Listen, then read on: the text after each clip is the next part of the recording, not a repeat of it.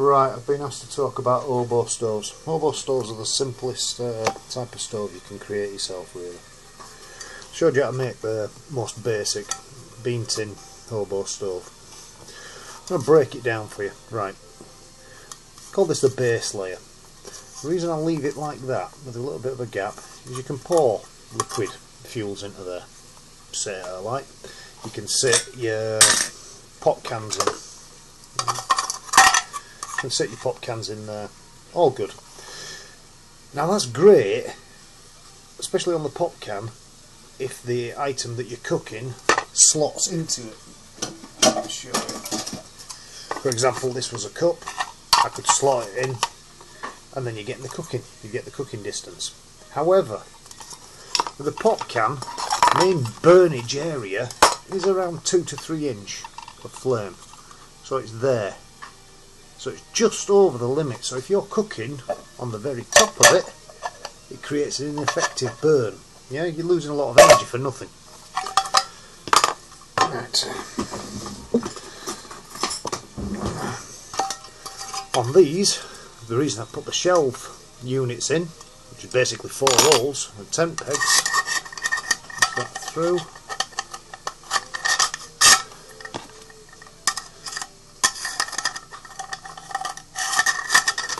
Tent pegs creates a shelf. I then put my mess burner on top, as seen, and then you've only got about 1 inch gap.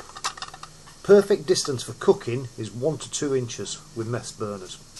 So you're raising it up, and then I can use as big as I want. You don't have to worry about the restriction of the flame, because the big old feed hole, as I call it, is still going to give the airflow that it requires to continue burning. That's the most basic type you'll ever find. Easy to make. You know, I've shown you how to make one of them in 5 minutes. The kit that I use is a bit more complicated, but I've got a bit more access to a few tools. Yeah, but not complicated. I don't do complicated. That takes far too much effort. Right, my Hobo stove, my individual one. I call it my brew kit stove.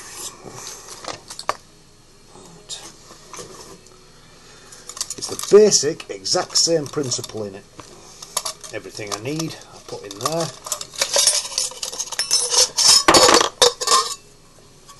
Right, note again, it's got a base that won't leak, least of all.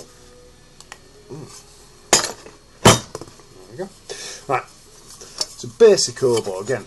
Big feed hole, couple of shelf holes, couple of shelf holes, and mine I used a flask. Give me a second.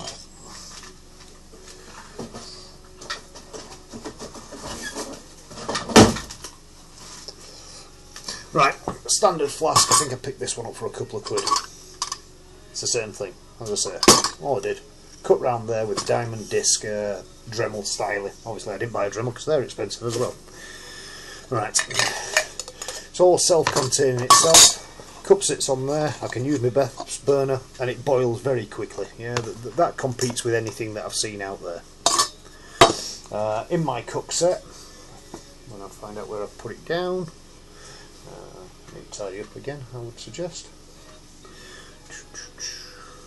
That's there, that's there, that's there, that's there. Right, alright, we'll use this one anyway. Again, the pot can either sit on the shelf, as shown, drop it down right to the base in this one, and it can do its job down there. Yeah, so then I still stick that in to create the gap of 1 inch to 2 inch to get the perfect burn area. And it sits again. If I'm cooking something bigger, put the shelf right to the top.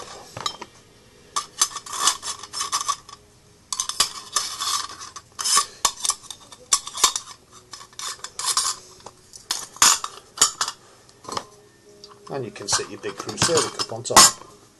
It's giving you options. It's all about options with an Hobo stove. The basic principle of that Hobo stove is you can cook solids. So you're cooking wood down at base. and theoretically gas. This one you'd be lucky, but I have got a gas burner that fits it. Where was my gas burner?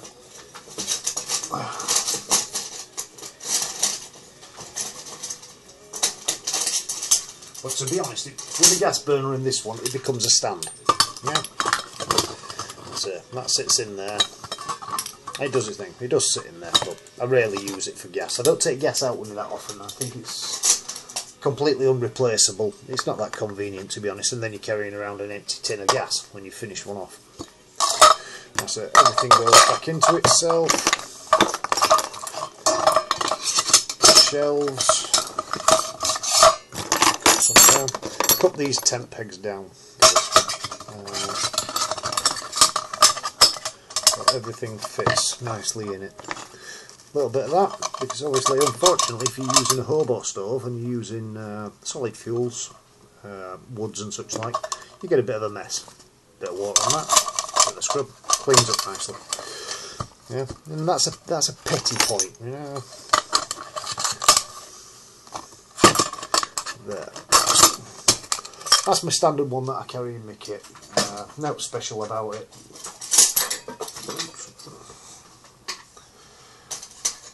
If I'm going to be cooking bigger things, I use this one. Right, it's a standard Swedish triag style cook set with slight modifications. Alright, I'll start from the start.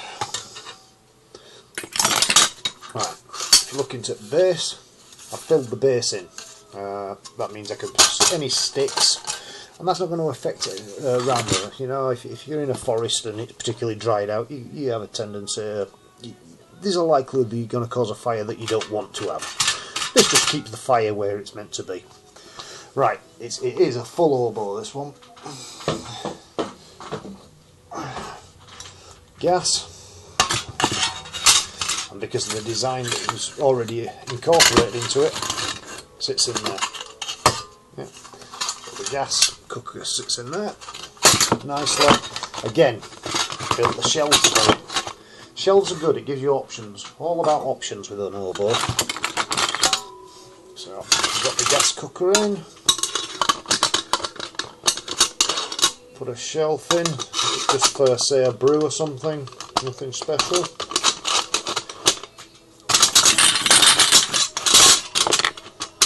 Standard, simple shelf, sits on top, and there you go. You've got your gas cooker here to do its thing. Fully enclosed, not a problem, as it should be.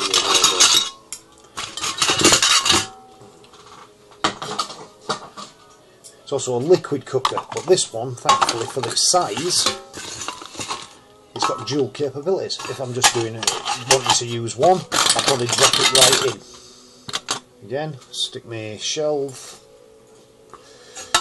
stick in the shelf. Go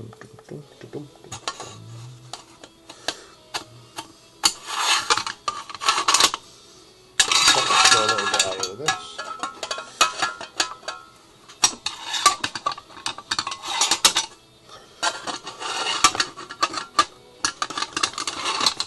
So you're going on a second shelf, put that there.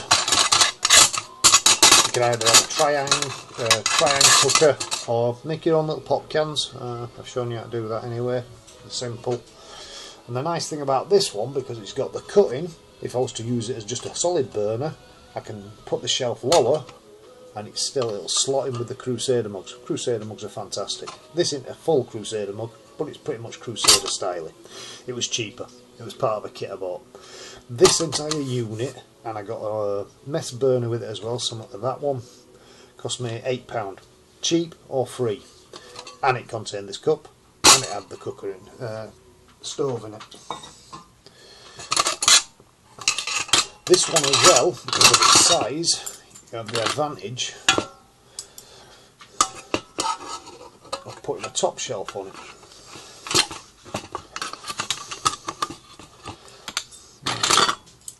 All simple to do.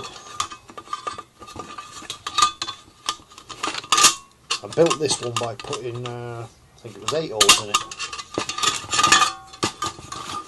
You do a bit more bending on these sticks. As I said, this is a kebab stick. I bought at Tesco's for £1, I think.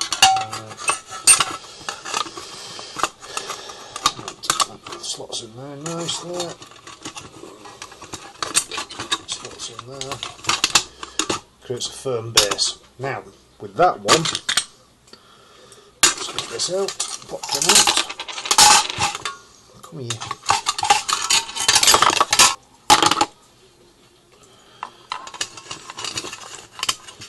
Now, with this one, thankfully, I've got my shelf.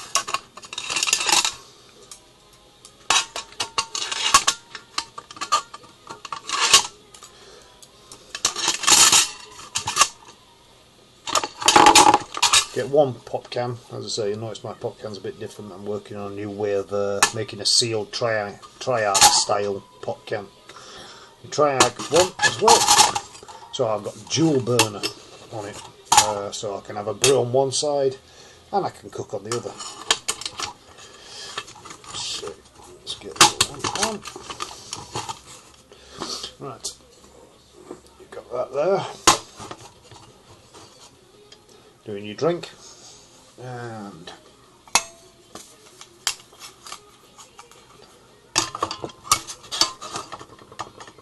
simple as that. So it's a dual cooker for me. As I said, knowing your pop cans and knowing what burn time you've got with them is quite important.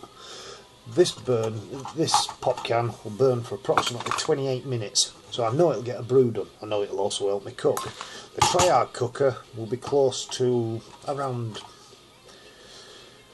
I'd say about 3/4 of an hour you get from a full triarch cooker. The little baby pop cans that I do, it's approximately 15 minutes. So I might use one of them just if I'm going to do my brew alone. Hobo stoves, fantastic, fantastic, as I say, but you can pay 30, 40, 50 quid for them. As I say, that with everything else I got as well, 8 quid and 8 holes. Simple. All about your design again. And it doesn't matter what design you have, it's an Hobo stove, it's built, it's convenient for you. It must be able to use your solids. Yeah, solids are the easiest thing to find. I prefer it's got liquid, gas and solid. Well, it's work in progress, because that one will eventually get changed. You know, baby tins, baby milk tins.